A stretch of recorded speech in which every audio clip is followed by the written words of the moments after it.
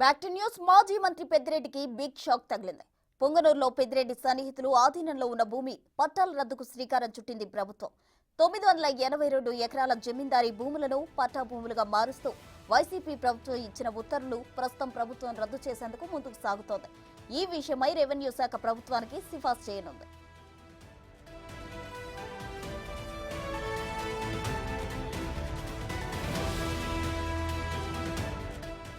పెద్దిరెడ్డి అనుచరుల చేతుల్లో 600 ఎకరాలు ఉండగా ప్రభుత్వం వివాదాస్పద భూములపై నివేదిక కోరింది. దీంతో మండల రెవెన్యూ అధికారులు వాస్తవ పరిస్థితులు కలెక్టర్కు నివేదించనున్నారు.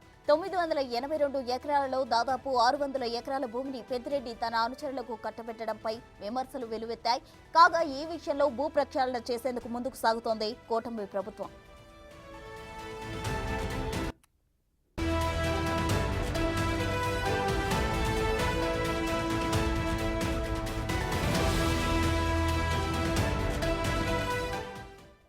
దీనికి సంబంధించిన అప్డేట్స్ మా ప్రతినిధి దామోదర్ అందిస్తారు. దామోదర్, చెప్పండి. అయితే మంత్రి పెద్దిరెడ్డి గతంలో మాజీ మంత్రి పెద్దిరెడ్డి చేతిలో దాదాపు 600 ఎకరాల భూమి ఉందని తన అంచనాలు కట్టడంపై విమర్శలు వెల్లువెత్తాయి. అయితే ఈ విషయంపై ప్రభుత్వం అయితే యాక్షన్ తీసుకుంది. దీనికి సంబంధించిన డీటెయిల్స్ ఏంటి? చిత్తూరు జిల్లా పొంగనూరు మండలం రాకానపల్లి గ్రామంలో 982 ఎకరాలకు సంబంధించి 2022లో అప్పటి జేసీగా పనిచేసిన వెంకటేశ్వర్లు, ప్రస్తుత తిరుపతి జిల్లా కలెక్టర్ గా పనిచేస్తున్న వెంకటేశ్వర్లు రఫ్ పట్టాను చూసి మొత్తం 982 ఎకరాలను పట్టాగా అందరికీ ఇచ్చిన పరిస్థితి. అయితే ఇందులో అటవీ భూమిగా ఉందని 1958లో రఫ్ పట్టాను రద్దు చేసి అప్పటి కలెక్టర్ దీన్ని పూర్తిగా ప్రభుత్వ స్వాధీనం చేశారు. అయితే ఆ తర్వాత వెంకటస్వామి రెడ్డి, రెడ్డప్పరెడ్డికి 1907లో మహదేవరాయలు ఏదైతే పొంగనూరు జమీంద్రాలకు సంబంధించిన భూమిని వాళ్ళు 1958లో కొనుగోలు చేశారు. అయితే 1978లో దీన్ని రద్దు చేశారు. ఆ తర్వాత అప్పటి నుంచి వివాదంలో నడుస్తుంది.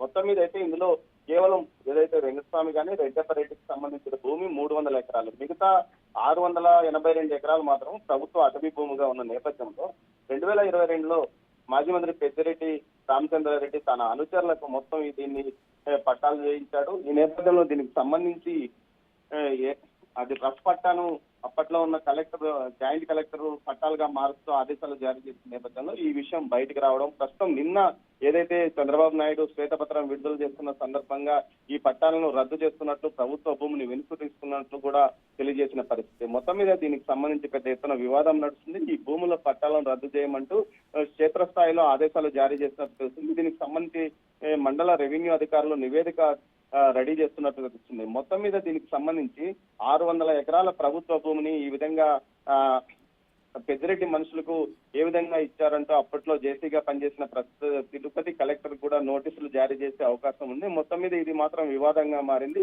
ఇలాంటి భూములు ఏకంగా 1000 ఎకరాలు ఇటు ఉమ్మడి చిత్తూరు జిల్లా వ్యాప్తంగా పెద్దిరెడ్డి మనుషులు స్వాధీనం చేసుకున్నారంటూ కూడా చంద్రబాబు నాయుడు ఆరోపించాడు. దీనికి సంబంధించి సర్వే నెంబర్లతో సహా నిన్న శ్వేతపత్రం విడుదల సందర్భంగా ఆయన తెలియజేశాడు. ఇందులో మైనింగ్ భూములు ఉన్నాయి, అటవీ భూములు ఉన్నాయి. ముఖ్యంగా ఇటు పొంగనూరు, కార్వేట్ నగరం ఈ ప్రాంతాల్లోనే ఎక్కువగా భూములు సేకరించారు.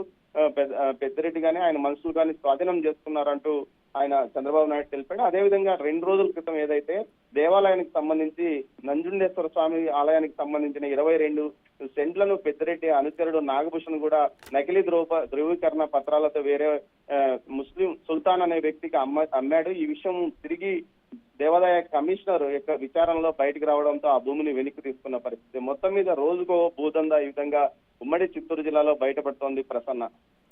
Thank you Damodar.